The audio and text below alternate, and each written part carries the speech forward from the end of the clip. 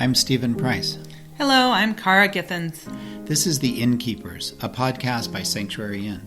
At Sanctuary Inn, we believe we are called to equip, refresh, and restore God's global workers. On this podcast, we will be interviewing guests who have much to teach us about the many facets of missionary care. Let's learn together and be encouraged to press on in the work God has given each one of us to do.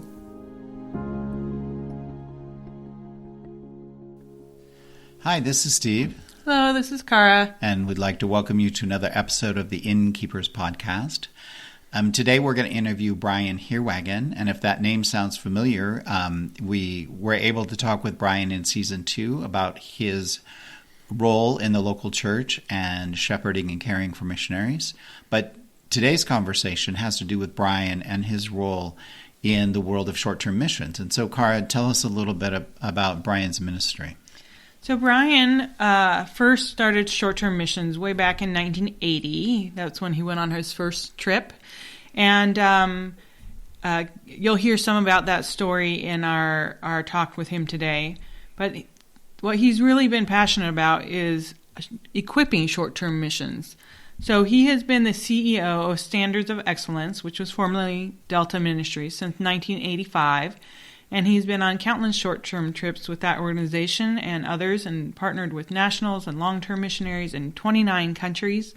He has a degree in business and organizational leadership, and he is the lead author on the collaborative work for The Next Mile, with more than 30,000 books sold, and was part of the national leadership movement that wrote and established Standards of Excellence in Short-Term Missions, which is kind of the heartbeat of the Standards of Excellence organization he is the director of. So we are super excited to hear more about his passion for short-term missions and how we can do that well. Yeah, I think you're going to enjoy today's conversation. So here's our conversation with Brian HEERWAGEN.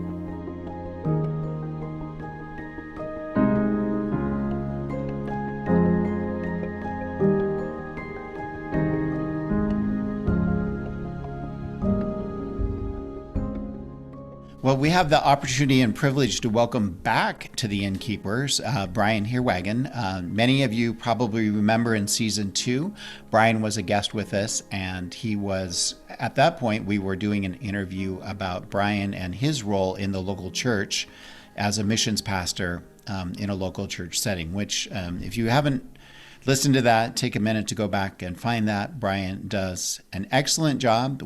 Our family has benefited from his care and concern for missionaries. So anyway, take some time to go back and listen to that. But today Brian gets to put on his other hat for an organization called Standards of Excellence, or for many years was known as Delta Ministries. And his focus, and for almost 40 years now, has been in the world of short-term missions. And when we say the phrase short-term missions in a missionary conversations, all kinds of feelings surface and all kinds of things happen. But let's put those aside for a minute. We'll dive into that. But Brian, give us a little history of SOE and tell us a little bit about your day-to-day responsibilities. Thanks, Steve and Cara, both of you. And I really hope to do this first thing in a very succinct way, because it's a great history, but I want to try and hit on a couple things that may make the rest of this interview more meaningful. So yes, SOE stands for the Standards of Excellence in Short-Term Missions, and I will give you a sense for where those were birthed and why we're doing what we do in just a minute. But Steve mentioned as well Delta Ministries, and I want to start there. That began in 1979 and was a movement, especially out of the Northwest, eventually grew to be Northwest and worldwide. We were able to facilitate about 1,000 short-termers a year. Our primary function was recruiting, training, walking people through short-term mission from pre to on to post-field, mobilizing about 1,000 to about 105 countries altogether for many years. And the reason I want to make sure to bring that up is that I don't want you to think, as I talk about Standards of Excellence or short-term mission globally, that somehow I wasn't already a practitioner of short-term mission. I've had my job now since 1985, been involved with Delta technically since 1980. So being a goer, short-termer through the years, being a facilitator of short-term missions, but also I've literally walked deep into the trenches with missionaries in 27 countries. I've hung out with mission agency leaders, with missionaries, missionary families, with national leaders over the years. And if that wasn't already occurring because of my ministry with Delta, in coming up with the standards of excellence, that put me in a place with not just hundreds, but thousands of leaders in every walk of short-term mission to try and discern what we were going to do with these standards. So fast forwarding, in 2003, we finally authored the 7 standards of excellence and created, or launched at that time, the membership organization known as SOE. And I want to be really clear, especially for those of you who are listening who say, short-term missions gives me an ulcer, right? Some of you guys have stories. I'm sure I've heard so many over the years that are just, they're nightmares. That's why we wrote the standards, because it was one of the most prolific movements in quote unquote missions, mostly filled with what I would say people who had a right heart, but were doing it the wrong way. You'll hear me say that probably again in this hour, right heart, wrong way. How can we give shape to something we can't stop? How can we make it better if we can't make it stop? So these standards became something we wanted people to look at to find out what it is that they don't know. Yeah. And instead of coming at it critically and knocking people down because of the way they've done it, we wanted to come and say, you're doing it because you have a big heart. You want things to be great. If you knew it could be better, wouldn't you want it to be? And of course they say, well, yes. And I say, well, let's look at these standards because they are derived from every possible angle and every scenario you can imagine in the mission world, to say, if you're going to do short-term mission, it needs to be like this, because this is part of what makes it excellent, instead of what I refer to as the default mode of short-term missions. So my background is in the area of short-term mission. That's the vehicle for life change that I've had the privilege of journeying on, but I've walked with all of you who are listening, probably at one time or another, in coming up with the 7 standards into the place we are today as an organization. So that's, I hope, a succinct, slightly complicated, but important answer to your question about my role and with SOE. So when we talk about the phrase short-term missions, what does that encompass in your mind? It is a fairly diverse representation. I will use a biblical example that sometimes is called out by some. It's Jesus, who could have gone from point A to point B, but instead he took a very unusual detour to meet up with someone, a woman at the well. I don't know, what was that, a few hours or a day? And I think 3,500 people got saved from that. I don't know. It was a remarkable, of course, Jesus was the one. It wasn't a broken short-term mission. It was like the perfect God man who did it. But so short-term mission could potentially be a day or a few days. By definition, it can be up to 3 years or 4 years. It's anything that's not considered term or long-term. In fact, we sometimes differentiate in the whole short-term mission arena 2 compartments. The shorter version we call short-term, and the mid-range we call mid-term. So yeah, I'd say days to a few years is probably the area we represent as we talk short-term missions. Okay, so let's kind of get into some of this nitty-gritty, because I have seen, so in our time overseas, we did host short-term teams. Most of them were very good, had very good experiences. Although I have had conversations with missionaries and you bring up the word short-term missions or a missions team coming to them, and they almost go into convulsions or spasms or something. So let's kind of talk about some things that haven't been done well that you're really working on undoing. I like the way you phrased that last part of the question. And I'm going to take a couple of minutes first to help us all understand the scope of short-term missions and why we have to find a way to harness it. By 2008, the mission movement, the short-term mission movement, was probably around 4 million in 1 year from the Northern Continent, compared to 1986 when it was only 24,000. So is it a fad, a tidal wave, a tsunami? I guess. I mean, you go from tens of thousands to now 4 million. Now, due to economic reasons, or perhaps the fad was waning a bit, over the next years, it's probably been reduced to more like 2 million people a year. These are estimates, but that's just from North America alone. It is a vast, let's call it a movement, many of whom are the right heart, wrong way types, or the default mode for short-term missions, which is, I just want to go and help. So they just go.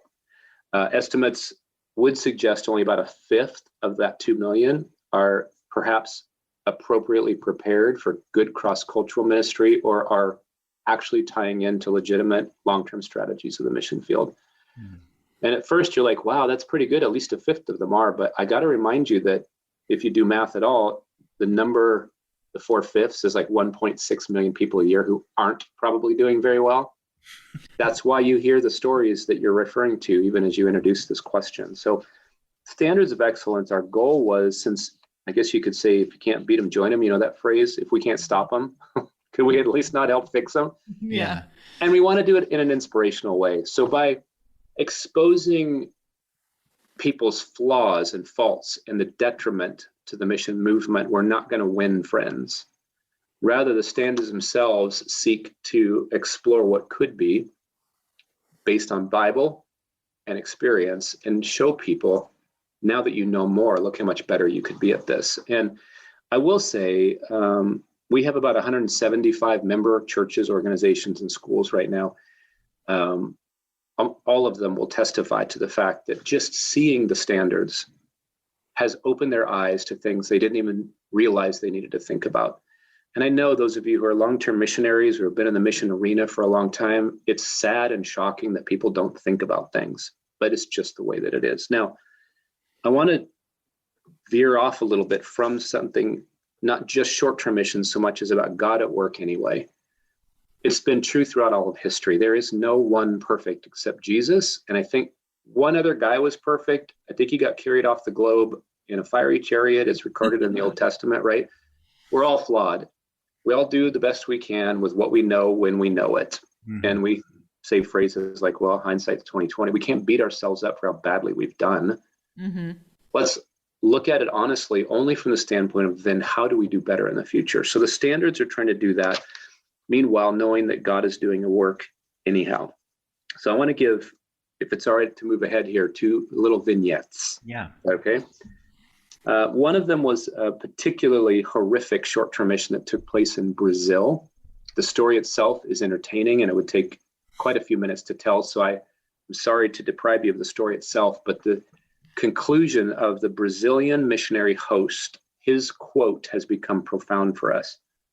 After the 6 days that this very large Florida team had spent with their orphanage and their very public ministry, they changed the name of their orphanage. They changed the printed affiliation with the denomination so that no one could confuse them with that team anymore. And the missionary said it took 6 days to put a big black spot on what had otherwise been a spotless reputation for 30 years. Oh, wow. Does that not encompass some of the negative that has been taking place out there, right? Yeah. But I want to counter that with something before we get onto the fact that there are a lot of really good short-term missions happening out there. And this is a man, his name is Ashok. He comes from the Central Americas. And I'm going to actually quote him and even imitate him just a little bit. You've got a picture, a fairly round individual with beautiful dark skin and white hair and a white beard, very seasoned in mission. And he has been invited in with us. There are 130 leaders finalizing the standards of excellence. And he's been asked with some other national guests to be very, very honest with us about the pros and cons of short-term mission. And if you're cross-culturally adept, you know that 2/3 of the world is not prone to tell you the truth.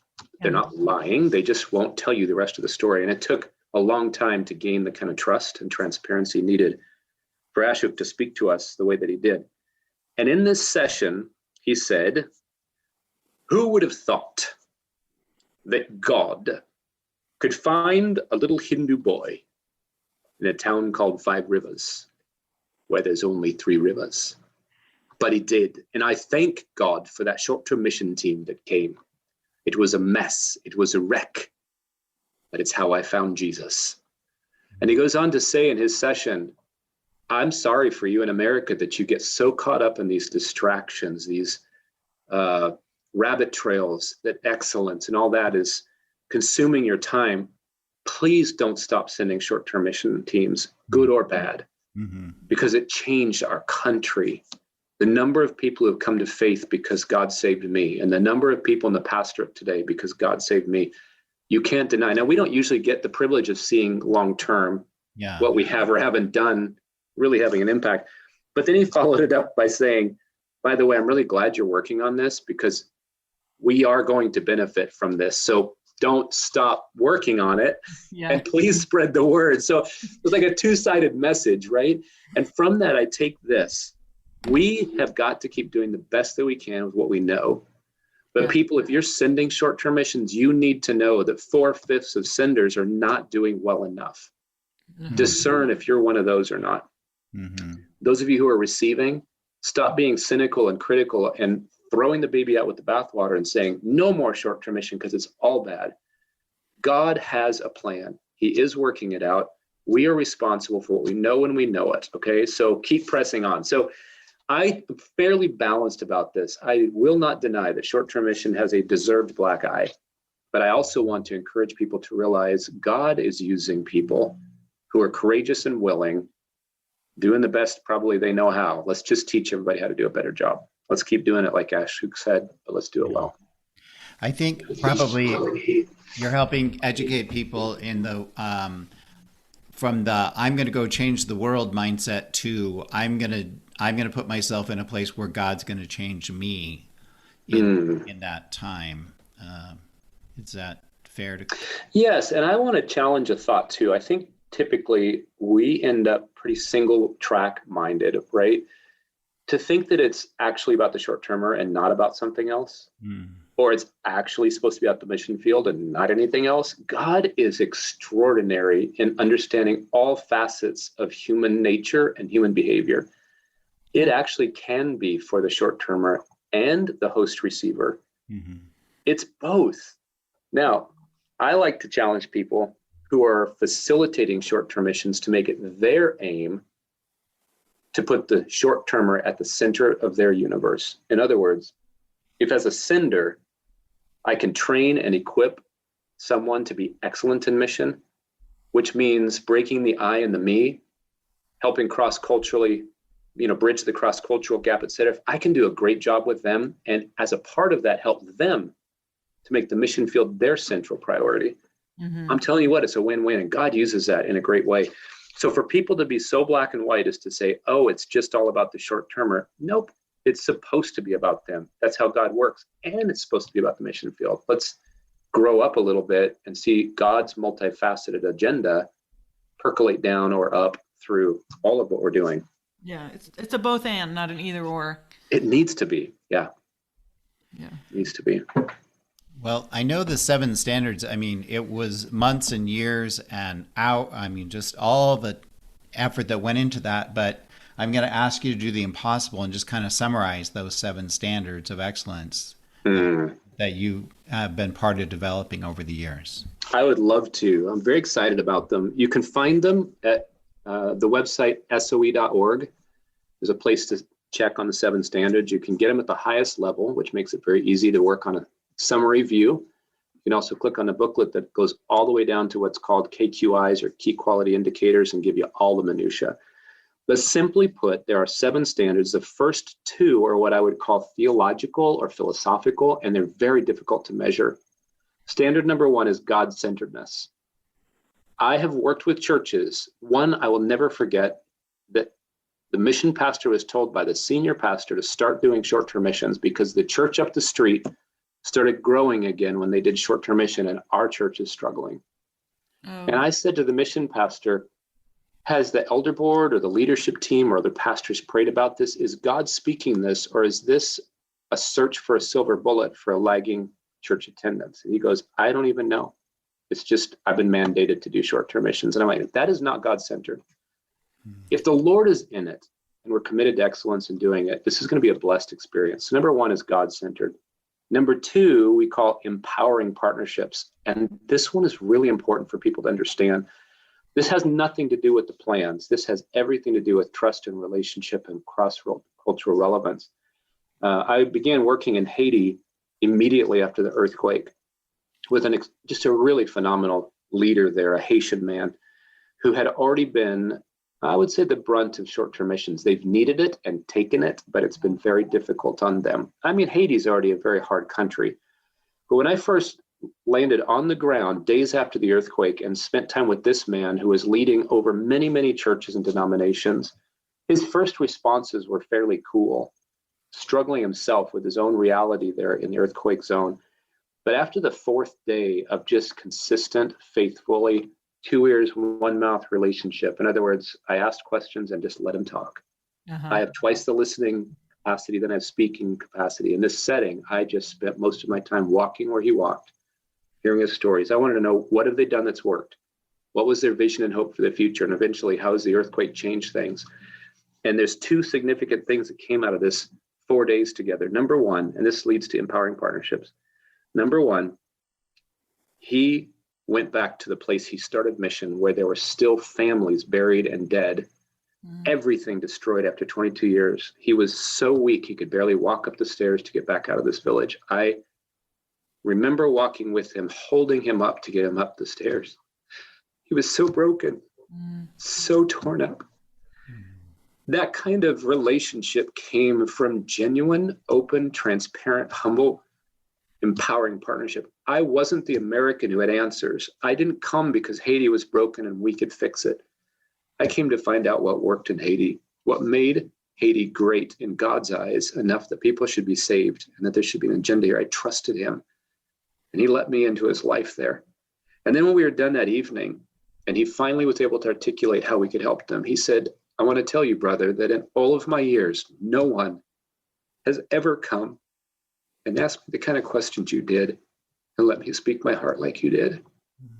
Empowering, to give power to someone. We are not good at that as Americans. Yeah. So if you are listening to God and truly in an empowered partnership, now you can get to the other 5 standards, which start with mutual design, not equal. We talk together to figure out what each of us brings to the table, not 50-50, it could be 80-20. It's okay because we agree on it. And the rest are all logistical standards. They're in sort of chronological order. They're all easily measured. So first 2, theological, philosophical, hard to measure. Next 5 are logistical, chronological, and easy to measure. All that information's on the website. It's all free. We don't gain anything personally by you finding it and using it. I trust the Lord's going to use you better because you found them. If you don't know what you don't know, you can't get better, right? Yeah. Use these to help show you how you can be better. Well, I know that personally, I was part of a short-term trip in college between my junior and senior year that was transformational for me. And I know that we did a lot of,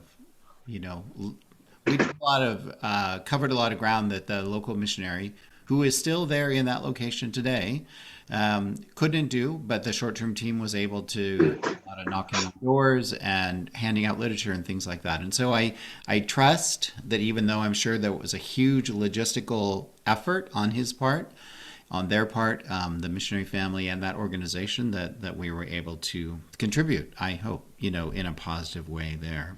And it made a difference in your life. It was a both and. Right. So you probably went into missions in some ways because of that trip.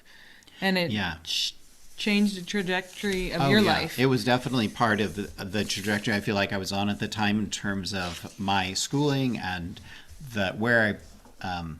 just the interest. And I feel like the burdens that God had put on my heart, it was certainly just part of that path. And so it was very significant to me. You're describing what I call the ripple effect. And only God sees all of that. Yeah. Sometimes things seem useless or pointless to us, but it was part of what he needed to start that ripple effect so that others over the years would be affected, like my story about Ashuk. Yeah. Who then would have known that little boy who was banished from his home and lived in a tree for I don't know how long because his dad rejected him because it was Christian. Who knew that little boy would be the result of so much mission down the line except God? So, yeah, I like what you're sharing. We don't see the big picture. And I think the cynicism often comes when we look at short-term missions because we don't have the big picture and we want the big picture, but that's up to God, not up to us. So I think it's so good that you are doing this creating these standards and creating a way for people to get better at what obviously needs to continue. Like short-term missions isn't going to end, but can we do it better and be even more effective? And how much greater of an impact could we have? That's exciting. So when you look at a team that's going short term, let's just imagine the best case scenario. I won't say perfect, that's impossible, but the best case scenario. Let's talk about a little bit of the local church side, what they've done, their connection with the missionary on the end that's going to receive them, and some of the things that maybe they're going to try to accomplish on that trip. Can you just kind of sketch out what you feel like is a healthy relationship? Yeah, this is really a cool thing to talk about. When I first got involved in short-term missions in the 80s, there were individual kind of maverick types, right? And I would find a team opportunity maybe that's filled with other maverick people. None of us knew each other. We have no money and we're living out of a knapsack or whatever. It's changed a lot because so many have gone. And it's now it's exciting to see churches or schools who are raising up multi-age group teams who are part of strategic partnerships. Now, that's a very American Western thought, strategic and partnership. So I could also reduce it to simpler words to say relational, ongoing outreach. Mm-hmm. But I do think on a pre-field, on-field, post-field sense, the whole spectrum, the time scale, for a church to have ongoing relationships, the kind that grow in transparency and trust. I'm not even worried about dependency. Some people really worry about dependency. I was at a conference in Atlanta a while ago, and the speaker was supposed to talk about dependency and why that's a bad thing. And she asked for a show of hands of everyone in the room who was raising support to be a missionary. Of course, almost everybody raised their hand. Or a mission agency who's primarily dependent on donor income, and everyone raised their hand. She said, I just need to let you know that you are all stuck in dependent relationships. It's supposed to be that way. Who cares if someone in Rwanda needs you and is dependent on you if people are getting saved? So all that to say is I'm not even looking for black and white prescriptive partnerships. I'm looking for relational, ongoing outreaches at any cost, because when this earth passes away, we want to see a lot of people in heaven who explain that the way they got there is because we were all unafraid of unconventional, and instead we were willing just to do whatever it took. Anyway, all that to say, there is good building of mission. There's good screening. There has to be good training and equipping. It's like a discipleship process so that hearts are changed before bodies go somewhere. Yeah. And then on-field management has to be handled a certain way. And you can't just say, okay, my mission trip's over. I got back home on Friday. I'm going back to work on Monday. What's next? That's a relational thing you were part of. Hopefully your church is engaged in a partnership that's ongoing. So there's also post-field stuff you should be doing. You want an ideal short-term mission? It spans not just the trip itself. Yeah. There's I think it was Timberlake was the last name of the missionary. A church kept saying, hey, do you have a road yet where you're doing your ministry? Because when you do, we'd like to send people. Maybe you've heard the story before. But his answer finally was stop asking, because I don't want people who come if there's a good road here. I want people who will come if there's no road. Yeah.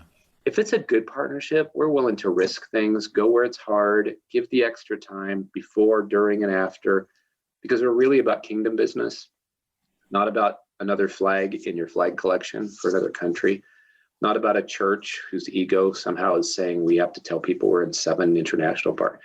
What's God at work doing? What is that empowered partnership saying you need to do? How are you doing before, during, and after? It's a really wonderful life to be lived in mission if you do all parts really well. Mm-hmm. So in coming years, as standard of excellence gets more and more established, what do you see changing? What do you want to see change? If you would have asked me that just a few months ago, my answer would have been the same as had been for a long time. I'd like perhaps to see short-term missions be a little bit smaller in terms of a movement because people are doing better. And we're doing some fairly sizable research project with Barna and Chalmers Center. And we were just on a pre-meeting phone call about that. And the challenge came, why would we think fewer and better? We should be thinking more and better. What if we could educate people and they could become more successful at cross-cultural relationships and empowered partnerships so that more people could go? And we weren't worried about money, but we were worried about people getting saved. What if we weren't distracted by gender issues or poverty alleviation issues or justice issues? They were complementary parts of getting people saved, and more people could do it. So today, I'd say I'd like to see more synergy between long, mid, and short term. And I would say more people going and being effective at it. I think that is actually fulfilling the mandate that was given to us called the Great Commission. And Jesus will come back someday when we've gotten as far along as he wants us to. Less isn't going to help us with that. More and better is going to help us with that. So I'm actually super, super excited about the future of missions, especially as we come out of this sort of lockdown season. And people are eager. One of our branches, one of our divisions is specifically involved in placing people in effective short-term mission opportunities that fit who they are. And I would say our 2019 statistics were immense. Our 2020 statistics were small. Already in 2021, we have more going on than we ever did in 2020. I mean, our numbers are just beginning to explode because people are eager. And during this long pause that we've had, schools, churches, and organizations have worked with us to do housekeeping, to rebuild their programs. The world stopped, so now they get to fix things, and they are. So I'm really jazzed about the future. If we can do more and do it better, hallelujah for that. Can you comment just about maybe some feedback you've gotten from on-the-field missionaries about teams that have adhered well to the standards of excellence, and what kind of impact they've had as opposed to, or just kind of feedback you get from on-field missionaries? Yeah, there's immediately I think of three parts here. Number one, you need to understand that the missionary today who's a career worker is probably a result of a short-term mission. I think depending on the study done, anywhere up to 97% of new missionaries in the field now would say they're a product of short-term missions. That's important because it means they grew up thinking it's a normal part of mission, or they made it through, like you guys talk about, the hard times, so you do a better job with it now that you know as much as you know. That means that how short-term missions is integrated into long-term strategies has improved immensely among the younger population of missionaries that are out there, and I'm really happy about that.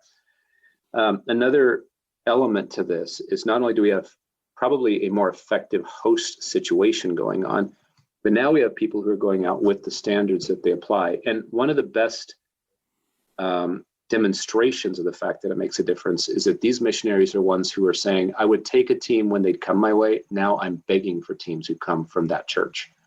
I can't wait. I'd like to have 3, not 1. Oh, wow. That tells you that something's different about how they're managing their mission. So that's huge. And an important aspect to all of this. And I can't remember what the third part was that I was going to say, but those two things are important for me. Oh, I know what it was. Sorry. Because missionaries are more adept or more able to influence how short-term missions is used, and because people are coming better, I want to tell a story briefly of Taiwan. They need short-term missions in their mission. One aspect, they have like 5 components of their strategic missions, but one of them is through English camps in Taiwan. And I think they normally would have 5 camps, and they are all filled to capacity because Americans are coming. And if you have Americans coming who are effectively prepared for evangelism in that setting, and who are cross-culturally prepared, and relationships are deep and strong, and some of those people are coming back because it's a partnership, and these camps are full, isn't that a good thing? People are getting saved. And then this last year, short-term missions gets shut down. And now they can't get any team. They finally got part of one. And they wrote to me and said, and it wasn't even a Standards of Excellence mission. So they wrote to me and said, it wasn't that great. And instead of having 5 full camps with salvation decisions and now addresses and names for reaching into families all over, we had 1 partial camp, and I don't even know if they had any salvation decisions. Now, God's up to something. I'm not going to sell this experience short, but it tells you something. Excellent mission using short-term mission opens doors in some places, and they are utilizing it to make a successful impact for Christ. So that kind of answers your question. There's some amazing things happening out there. They really are. We're just trying to find those other 4/5 who don't know what they don't know and help them get better. And if everybody just does a little better every year, it becomes more and more second nature. They can keep adding more improvements. Yeah. What are they going to be like in 10 years? Amazing. That's what I hope. Okay. Yeah, that's great. Well, I think this covers the bulk of what we wanted to talk about today. And it's just so exciting to know that your organization is out there trying to make this short-term mission movement better. So thank you for all the hard work you're doing to charge ahead on that. I'm sure there are days where you want to quit, but I pray that you just keep moving forward. There any last thing that you would want our listeners to know about how to connect with you or resources? Yes. First, I would like to challenge anyone listening to stop thinking either or that there's a good and a bad or a right or a wrong. Our goal on this earth is to work together using every strategy possible to reach as many as possible for Christ, right? So short-term missions was prevalent in the New Testament. It's not a bad thing. It's just been done badly. So let's embrace all that we can to make really robust strategies everywhere. We love to help organizations. We don't make money when we help you. That's not what we're about. We'd love to help. So we do have a director of curriculum and training. She works to help create customized curriculum that's unique to your church, denomination, organization. That's an option. Also do coaching. We love to do team training or leadership training. All these things are possible. In addition, you can just access the standards themselves or attend a standards introductory workshop. Those happen across the nation periodically, or if you want, we've done them in overseas locations or for a denomination, just custom ones. All of this is possible through our website. It's like any website. Once you get there, you got to try and find your way around and see if you can find what you're looking for. And if you really get fed up like I do, I just go to like contact us and I write them a note and say, this is what I want to know, guide me. That's fine. We're happy to connect however it works. So SOE.org is the way to find us. And don't hesitate. We got people and board members all over who love to help with this process. Probably the most profound thing you can do is attend the standards introductory workshops. I mean, you'll get in 2 days all of what I've talked about and more, and you'll go home with a backpack full of ideas and resources you can decide how to apply to your church, your school, your organization. Great. Thank you so much. Thank you, Brian. We appreciate what SOE is doing, and we are grateful for the time that you carved out for us today. Thank you guys too.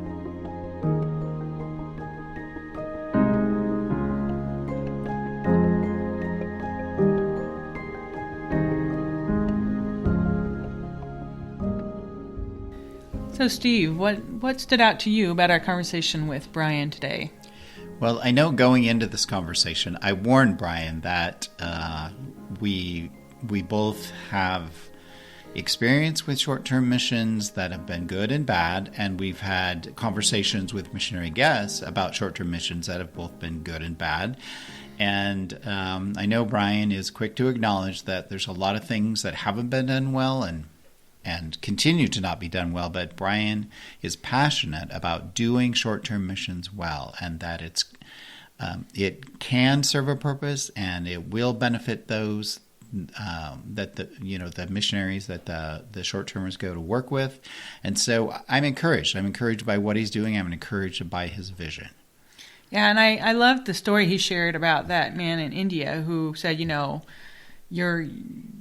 mission trip was bad, but it changed my life. Mm-hmm. And he now, has impacted so many other people. And he wants mission trips to be done better, mm-hmm. but we can't calculate. We don't know in God's perspective what is happening on the short-term missions, either in the person who's going or the people who have been on the receiving end. So, it was a fresh reminder for me that even if I may have walked away from some experience being like, whoa, that was amazing, or whoa, that was awful. Yeah. We don't know the big picture. Yeah. God is faithful to use faithful people. And so we'll have that joy in eternity of seeing what God has done through the ministry of short-term missions. But if you are part of a church that does short-term ministry, or if you're on the receiving end of short-term ministry, you might communicate or go to the website soe.org, standardsofexcellence.org, and read through those 7 standards. See if there's something there, material there that you guys can you could benefit from, or can be part of the next mission trip. So I hope this has been encouraging and helpful for you today. So thank you again for listening to the Innkeepers podcast. Thanks. See you next time.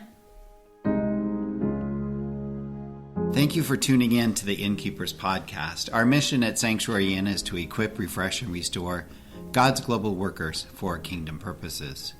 We hope today's podcast was an encouragement to you, and maybe you were prompted to pass this along to someone you know that will benefit from today's conversation.